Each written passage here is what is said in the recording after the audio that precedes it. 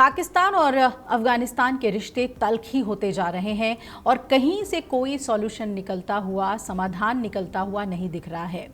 पाकिस्तान और अफगानिस्तान के बीच एक शांति वार्ता हुई, उससे क्या समाधान निकला है, क्या कहा है पाकिस्तान ने, अफगानिस्तान के क्या तथ्य हैं, ये शांति वार्ता सफल हुई या नहीं और भारत का नाम इसमें क्यों घसीटा जा रहा है, आइए आपको विस्तार से बताते हैं।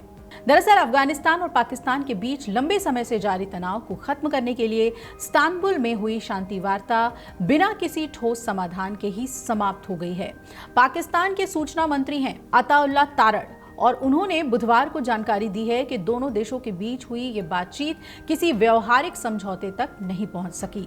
ये बातचीत 25 अक्टूबर से तुर्की और कतर की मध्यस्थता में चल रही थी। दोनों पड़ोसी देशों के बीच ये बैठक 19 अक्टूबर को दोहा में हुई युद्ध विराम सहमति के बाद आयोजित की गई थी, लेकिन लगातार मतभेदों और आरोप प्रत्यारोप के चलते ये बातचीत बेनतीजा रही। वहीं पाकिस्तान के रक्षा मंत्री ख्वाजा आसिफ ने तालिबान पर दिल्ली के इशारे पर काम करने का आरोप लगाया है। आसिफ ने यह भी धमकी दे दी है कि इस्लामाबाद पर किसी भी हमले का करारा जवाब दिया जाएगा जो 50 गुना ज्यादा बड़ा होगा। पाकिस्तानी न्यूज चैनल है जियो न्यूज, जहां पर एक कार्यक्रम के दौरान आसिफ ने काबुल के तालिबान शासन के खिलाफ अपनी जमकर भड़ास निकाली और उसे भारत की कठपुतली कहा। आपको बता दें कि आसिफ की टिप्पणी अफगान तालिबान की धमकी के बाद आई है, जिसमें कहा गया कि अगर अफगानिस्तान के किसी हिस्से में हमला होता है तो इस्लामाबाद को निशाना बनाया जाएगा। आसिफ ने कार्यक्रम में कहा कि काबुल में कठपुतली का तमाशा चलाने वाले और कठपुतली का तमाशा करने वाले लोग दिल्ली से कंट्रोल हैं।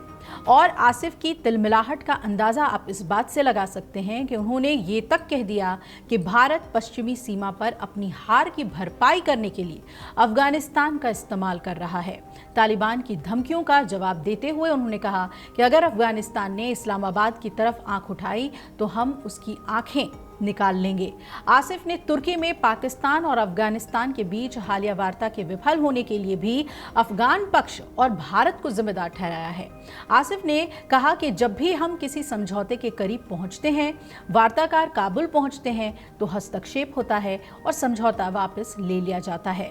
उन्होंने अफगान प्रतिनिधिमंडल की बातचीत के लिए तारीफ की, लेकिन काबुल पर भारत के असर में आकर बाधा डालने का आरोप लगा दिया। ख्वाजा आसिफ ने यह भी कहा कि भारत पाकिस्तान के साथ कम तीव्रता वाला युद्ध लड़ना चाहता है, इसके लिए वो काबुल का इस्तेमाल कर रहा है। इससे पहले तुर्की और कतर की मध्यस्थता में पाकिस्तान और अफगान तालिबान के बीच सोमवार को हुई बातचीत बिना किसी सफलता के समाप्त हो गई। हालांकि मध्यस्थों ने ये जरूर कहा कि ये बातचीत महत्वपूर्ण है और लगातार होगी। इससे पहले आसिफ ने चेतावनी दी थी कि अफगानिस्तान के साथ वार्ता नाकाम रहने पर अफगानिस्तान के साथ एक खुली जंग छिड़ सकती है।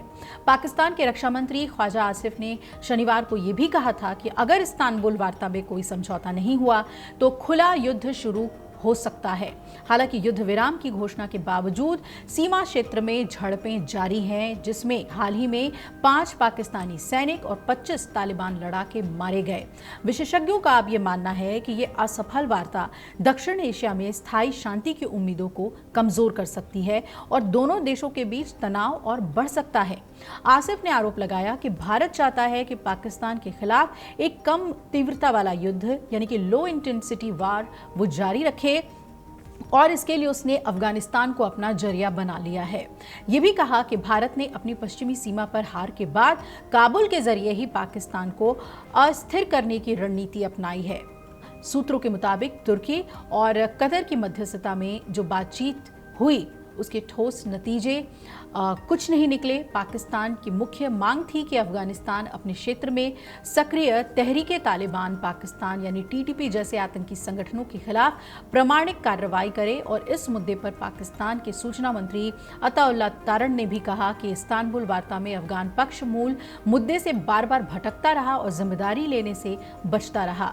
पिछले कुछ हफ्तों में सीमा पर हुई झड़पों में कई सैनिकों और नागरिकों की मौत हो चुकी है, जिससे दोनों देशों के बीच एक पूर्ण युद्ध जैसी स्थिति बन गई है। हालांकि 19 अक्टूबर को कतर की मध्यस्थता में दोहा में अस्थायी युद्ध विराम हो गया था, लेकिन ये तनाव को स्थायी रूप से खत्म नहीं कर पाए हैं कतर और तुर्की। ख्वाजा आसिफ ने सख्त लहजे में कहा है कि अगर अफगानिस्तान ने इस्लामाबाद की ओर आंख उठाई तो हम उसकी आंखें निकाल देंगे।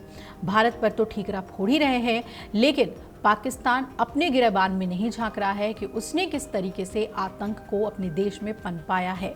और जब अफगानिस्तान उसके सामने लोहे की तरह वार कर रहा है, अड़ा हुआ है अपनी मांगों को लेकर, तो ये पाकिस्तान से हजम नहीं हो रहा। अगर आप ये वीडियो YouTube पर देख रहे हैं तो हमारे चैनल को सब्सक्राइब कर बेल आइकन दबाएं और Facebook पर देख रहे हैं तो हमारे पेज को लाइक करें।